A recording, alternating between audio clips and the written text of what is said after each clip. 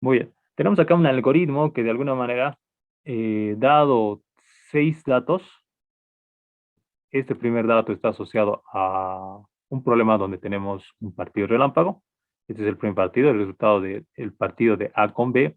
Este es el resultado del partido de B con C y este es el resultado del partido de C con B. Juegan todos contra todos. Este algoritmo lo que hace es simplemente calcular la cantidad de goles que ha obtenido cada equipo tras haber terminado su encuentro, todos con todos. Acá estamos simplemente calculando los goles, haciendo el cruce. Este primer dato, AP, es el resultado del primer partido de A, y este de acá es el resultado del segundo partido de A, ¿no? En el primer partido también juega B, acá está su resultado, y en el segundo partido juega B contra C. Entonces, de ahí salen los resultados. En este otro tenemos el resultado de C, y acá tenemos el otro resultado de C, por eso se suman de esa manera.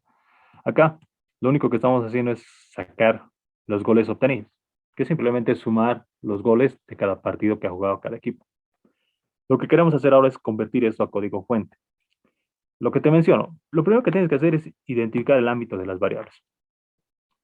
Muy bien, si no entiendes ámbito de las variables, lo primero que tienes que hacer es identificar variables. Si quieres verlas, identificar variables. Vamos a colocarlo acá.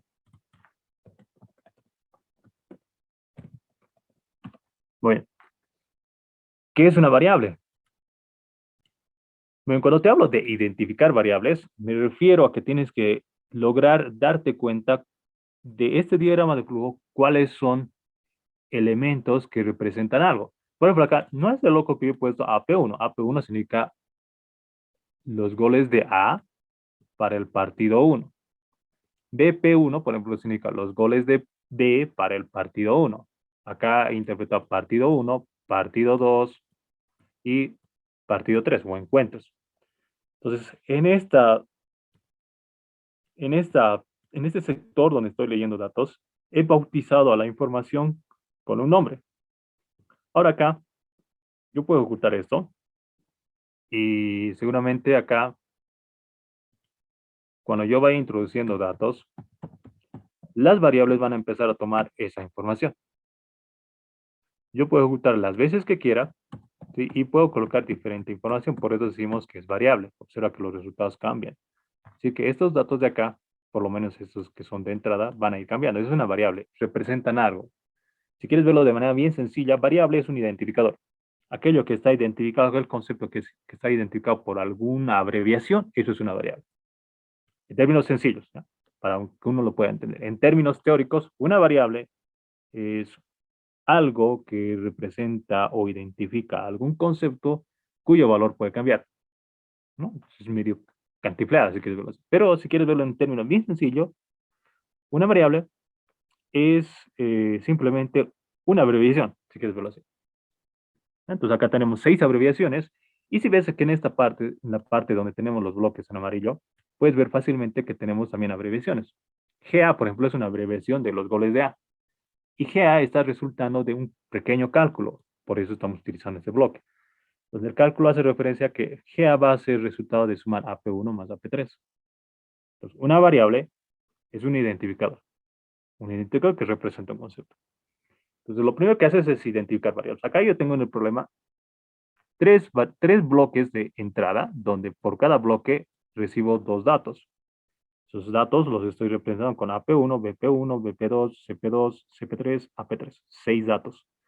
Esos son datos de entrada. Los datos de entrada son variables, porque representan los goles de A, B, C para los 3 partidos.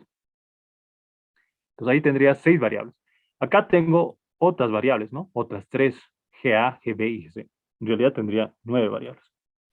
Lo primero que haces es identificar variables. Muy bien, tengo AP1, BP1, BP2, etcétera, etcétera, ¿no? Identificas las variables. Segundo paso, identificas el ámbito. Cuando te hablo de ámbito, me refiero a que identifiques qué tipo de datos van a almacenar esas variables. Es decir, que AP1, si yo voy a ejecutar el algoritmo, según lo que yo estoy esperando, la consola está esperando un número. No puedo escribir, por ejemplo, en el primer partido ha metido un gol, en el segundo partido Perdón, en el primer partido A ha metido un gol y B ha metido 2 goles. En el segundo partido B ha metido 50 y C ha metido 0. No estoy esperando ese tipo de información. Estoy esperando información que esté asociado a números. Entonces, lo primero que tienes que identificar es el ámbito. Los datos que voy a representar en estas variables son números, son cadenas, son letras. A eso me refiero con ámbito, ¿sí? Entonces, comúnmente te había dicho que los ámbitos de una variable puede ser que estén asociados a números, cadenas, letras o inclusive estados, ¿ya?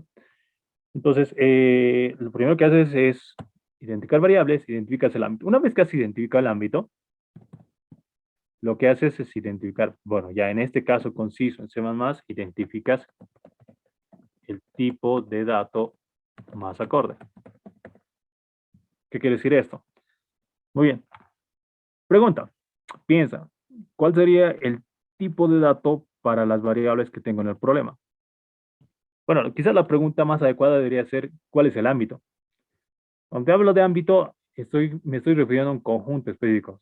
Pertenecen a un conjunto donde son números, son cadenas, son letras o son estados. En este caso, en el problema, lo que nosotros esperamos son números. Así que yo quiero colocar esto.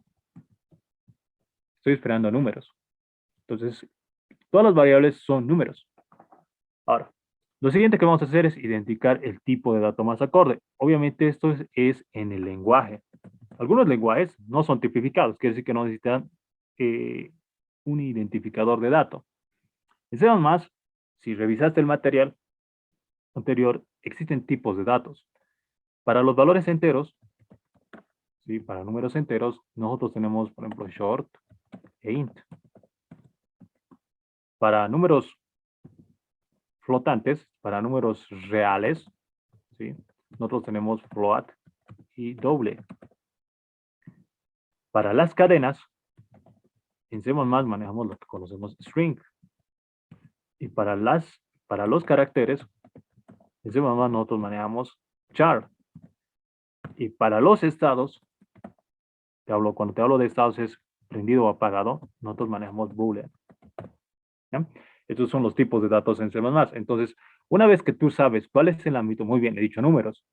En C++ tendríamos que reducirnos a simplemente estas dos alternativas. Si tú has dicho números, inclusive ahí hay una subclasificación. ¿Estos números tienen valores decimales o solamente son enteros? Esa es la pregunta que te tienes que hacer a continuación. Entonces, según el problema, estos datos van a tener la posibilidad de tener decimales o solamente van a ser números enteros. ¿Qué piensas? En- Bueno, acá puedes tener la certeza de que la clasificación de estos datos van a ser enteros, porque no hay goles y medios, no hay goles 3/4, no puedo mentir, he metido un gol y un pedacito más. No hay eso, todo es entero. Entonces clasifica. Muy bien, como tú sabes que los datos que voy a tener van a ser enteros, por lo menos la cantidad, los goles que van anotando, yo tengo la certeza de que puedan ser que ahora sean short o int. Ahí tengo que tener el cuidado de identificar o clasificar la información según el tipo de dato del lenguaje. Muy bien, entonces, seguramente los datos de entrada AP1, BP1, BP2, CP2 van a ser enteros. Pregunta, a partir de AP1, BP1, BP2, etcétera, yo formo las variables GA, GB y C. Si estoy diciendo que estos van a ser enteros, mi pregunta va, ¿será que GA, GB y GC van a ser enteros? ¿Qué piensas? La respuesta es sencilla, ¿no? Van a ser valores enteros porque vas a sumar valores enteros como tal. Entonces, si tú sumas manzanas con manzanas, vas a tener un conjunto de manzanas. Pero no siempre se va a ocurrir, no va a ocurrir esto, ¿no? Puede que en alguna oportunidad, bueno, eso te lo voy a explicar más adelante, los datos que tengan que calcular acá pueda que cambien su valor, ¿ya? Esto dependiendo qué tan grandes sean, qué tan grande sea la información que estemos manejando en las variables. Por eso acá hacemos la tipificación. Acá estamos hablando de tallas, ¿no? Un short es para almacenar, yo que sé, algo pequeño y un int es para almacenar algo medianamente de un tamaño mediano. Y inclusive tenemos un long int, ya que esto hace referencia a almacenamiento de algo bastante grande. Haz de cuenta que por decir estos short int son como canastas o cajas. Por ejemplo, en una caja de tamaño estándar de zapato, yo puedo guardar, se me ocurre, canicas. ¿Sí? Puedes guardar las canicas que tú quieras. Pero no puedo guardar, por decir, mi portátil, ¿no? Porque mi portátil ocupa más espacio. Entonces, si yo quiero guardar mi portátil en una caja, necesito una caja más grande. Entonces, ahí, por ejemplo, podríamos entrar a considerar un tipo de dato más, de tamaño más grande, por ejemplo, un int. Por si yo quiero guardar un auto físico, como tal, no puedo guardarlo en una cajita donde se guarda una portátil, sino necesito un espacio más grande. A eso voy cuando hablo de tipos de datos. Entonces, te sugiero que revises los materiales para que puedas comprender de mejor forma esto. Los datos que voy a trabajar acá van a ser enteros. Los vamos a considerar short porque nadie en la vida real, en un partido, anota goles de esta envergadura. Se me ocurre, el equipo A ha metido 1.000.000 de goles. No hay esa información. Los goles son datos pequeños, la cantidad de goles. Se me ocurre que a lo mucho se le llegarás a 15, a 20, tal vez en un, no sé si habrá ese escenario, pero los goles, la cantidad de goles van a seguir, se me ocurre, entre 1 y 10. Es información pequeña. Entonces ahí, como es información pequeña, necesito una cajita pequeña. Y la etiqueta o el tipo de dato más pequeño que maneja números enteros en semana se lo conoce como short. Bien, entonces, a continuación, una vez que has logrado, haces la declaración de variables, de tipo. ¿Sí? Entonces, primeramente, identificas, paso 1, identificas el ámbito de las variables, identificas las variables. Segundo, identificas su tipo, su ámbito, perdón. Y tercero, identificas el tipo de dato. Y a continuación, haces la declaración de las variables con el tipo de este tipo. ¿Cómo se declaran variables en C++? Primeramente colocamos tipo de dato y a continuación nombre de la variable. Recuerda que acá en C++ todo lo que hacemos comúnmente son instrucciones. Y en C++ las instrucciones deben terminar ¿en qué? Esto es ley, no tienes que olvidarte, todas las instrucciones en C++, ¿sí? Todo aquello que se considera instrucción debe terminar en punto. La declaración de una variable es una instrucción. Entonces acá voy a declarar una variable, se me ocurre, voy a colocar el tipo que vendría a ser short y voy a declarar la variable AP1. Entonces declaración, esta es una instrucción, mira, estoy declarando, estoy diciendo AP1 va a ser una variable para mi programa que va a ocupar un espacio de tipo short. En este caso va a ser un short, un entero de tamaño pequeño.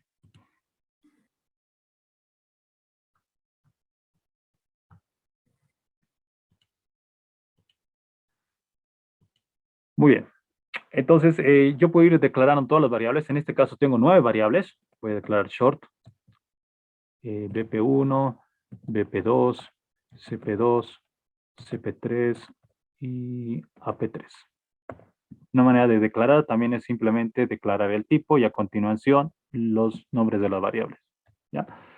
Y a continuación voy a declarar las otras, short, GA, GB y GC. Instrucción.com. Listo. Primer paso. Declara tus variables. Podemos compilar, veamos si el entorno lo interpreta. Mira, acá me sale un error porque, bueno, supuestamente acá escribí algo. Acá simplemente te hago con énfasis en lo siguiente. Yo tengo acá estos elementos que por lo menos tú los estás viendo en un color un tanto gris, opaco. Todo lo que he escrito acá, cuando yo coloco delante de lo que he escrito estos símbolos de barra inclinada, lo que hace el compilador es ignorar.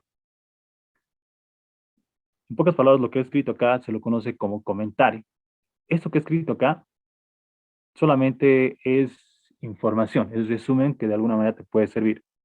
Si yo lo quito, el programa sigue funcionando.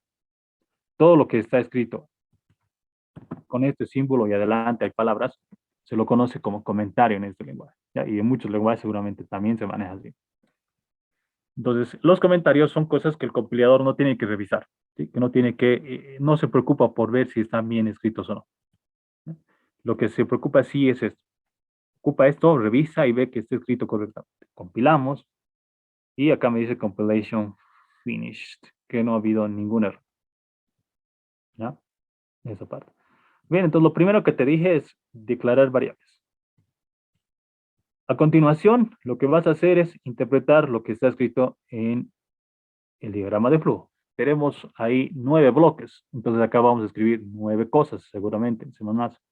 Los bloques que están en amarillo, pero los bloques que están en rojo son bloques de entrada. En C++, los bloques de entrada se los maneja con sin, ¿sí? Lectura. Entonces, el primer bloque hace la lectura de AP1 y BP1. Entonces, yo coloco AP1, BP1. Acá hay un error bien común en una persona que está aprendiendo a programar, traduce lo que está haciendo el diagrama de flujo colocando la coma. La coma no es un operador de lectura en C++. La lectura se hace con este operador. Es decir, voy a leer lo que está en la consola y le voy a pasar a la variable AP1. Necesito leer algo más de la consola que es BP1, pero para poder pasarle a BP1 yo no puedo utilizar coma. Utilizo el operador de asignación. Es una lectura adecuada de esa forma, ¿no? Entonces, los 3 bloques en rojo se los traducen de esta manera. Lectura de AP1, de BP2, de CP2. Acá tendríamos CP3 y acá tendríamos AP3. Una buena práctica es que a medida que vayas escribiendo, vayas compilando para ver si no te has ido equivocando. Muy bien, hasta aquí vamos bien. ¿Qué pasa si yo me hubiera equivocado y me hubiera olvidado colocar el 3 y compilo? Acá nos va a salir un común error cuando empezamos a codificar. Este error que tuve es error AP was not declared in this scope, hace referencia a que AP no está declarada como variable. Cuando te salga ese error quiere decir que AP no está declarada, es decir, que en ninguna parte he hecho su declaración. C++ no conoce, no sabe qué es. Nosotros declaramos variables para decirle al lenguaje que las variables van a tener un ámbito. Si no tienen un ámbito, si no tienen un tipo, no pueden ser utilizadas. Por eso se queja el compilador. Yo no sé qué es AP. No sé si será una cadena, no sé si será un número, no sé qué tanto de espacio tengo que guardártelo, si te lo tengo que guardar una cajita mediana, o una cajita grande, o una cajita extra grande, no sé. Y mientras no me digas esa información, no vas a poder ejecutar el programa. Ahí hay que tener cuidado. Obviamente que acá AP no está declarado. Acá el error no es que yo no haya declarado la variable, sino que me he equivocado en escribir la variable. Acá hay que tener cuidado de que la escritura de las variables tienen que ser tal cual como yo las he escrito y las he declarado. No es lo mismo decir AP3 que decir así, A mayúscula P3. De la misma manera, cuando yo compile, se va a quejar porque no sé qué es AP3 en mayúscula. O sea que hay que tener cuidado de escribir las variables tal cual como las he declarado. En un proceso inicial de aprendizaje, comúnmente tenemos esta práctica de declarar las variables así, A, B, C, D, E, F, porque es más fácil escribir las letras. Cuando escribes o declaras variables con una combinación de identificación, por ejemplo, yo sé que AP1 es gol de A en el partido 1, ¿no? Por eso le he puesto esa abreviación. Muchas veces colocarlo de esa manera puede ser que te complique acá, ¿no? Porque puede ser que te equivoques y me olvide de colocar el 1. Sin embargo, cuando ya le agarres práctica, ya no va a ser complicado. Solamente te doy de sugerencia de que tengas cuidado al momento de que escribas tus instrucciones. Primeros 3 bloques ya están, funcionan. Puedo compilarlos. Acá me sale el error por el tema de que puse A en mayúscula, o lo voy a corregir, cambio, compilo, y no tengo ningún error. Vamos con los siguientes 3 bloques que son amarillos. Los bloques en amarillo son cálculos, son asignaciones. Lo único que hay que hacer, comúnmente, los 3 bloques, o los bloques de cálculo, se los traducen casi al 100% de forma similar en C++, es decir, cálculo con GA es igual a AP1 más AP3.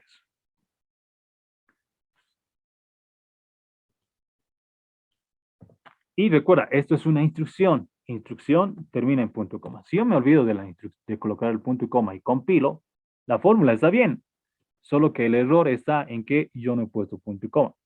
Mira, acá te dice expect, significa a la espera de que tú coloques este símbolo de punto y coma antes de este return. Cuando haces doble clic, te bota el return y tú puedes ir una línea arriba y ahí te vas a dar cuenta que te falta el punto y coma. Colocamos compilar y ahí no hay ningún error. Siguiente bloque amarillo que sería GB. GB es igual a BP2 más BP1. Compilas, puedes ir compilando poco a poco para ver de que lo que estás escribiendo de momento se está escribiendo correctamente. Entonces el bloque amarillo tendríamos S es igual a CP2 más CP3. Mira, si supongamos que me he equivocado, de esa manera he tratado de escribir el punto y coma, compilo y me dice, mira, me falta el punto y coma antes de este token. Entonces acá yo tendría que colocar el punto y coma. Corrijo. Compilamos, de momento no hay ningún error, el intérprete lo está haciendo bien, el compilador está traduciendo correctamente mis instrucciones y pasamos a los bloques en verdes, que en realidad son salidas. Las salidas en C++ son code. Code, GA, code, GB, code, GC, punto com. Bien, compilamos, vemos que no hay ningún error, ejecutamos y pongamos que todos han metido a 3 goles. Entonces voy a colocar 3. Los 3 partidos a 3 goles y observa que me ha salido 6-6-6-6, ¿no? Si todos han empatado y han metido 3 goles, cada equipo ha metido 6 goles, ¿no? Al final. Acá me está saliendo todo en uno por un detallito. Cada vez que yo hago un code, muestro algo en la consola y el cursor se queda parpadeando. Donde está parpadeando, va a seguir colocando los codes. Por eso, la salida me sale en una sola línea. Para evitar eso, puedes utilizar la siguiente instrucción. Aparte de sacar GA, me vas a sacar esta palabra reservada. EndL significa, me vas a sacar un Enter en la consola. Un Enter significa que vas a hacer, en pocas palabras, un salto de línea, end line. Compilamos, ejecutamos y probemos. Nuevamente 3-3, 3-3 y supongamos que en este otro partido han ganado 4-3-1. Dos empates de 3-3, entonces dos equipos tienen a 6 puntos y en el último partido se ha metido un gol más, ¿no? Ha quedado en 4-3 y ahí tendríamos el fin. Bien, resumiendo, esto es codificar, ¿no? Es traducir este diagrama de flujo a C++ en esta primera etapa. Pero más adelante, cuando tú ya te desenvuelvas como profesional, tú no vas a crear diagramas de flujo, sino que todo esto te tiene que salir de la cabeza. Sí, probablemente tengas bosquejos que tengas hechos en Volador, pero ya no vas a tener tanta la necesidad de estar escribiendo diagramas de flujo. Los diagramas de flujo son herramientas que utilizamos para poder aprender a codificar. Entonces, para poder codificar tienes que conocer la sintaxis del lenguaje, es decir, qué palabras existen dentro del lenguaje y tengo que escribirlas de manera ordenada y correcta. Cuando tú hayas escrito correctamente la nomenclatura del lenguaje, tenemos el proceso de compilación, que lo que hace es revisar, y finalmente el proceso de ejecución.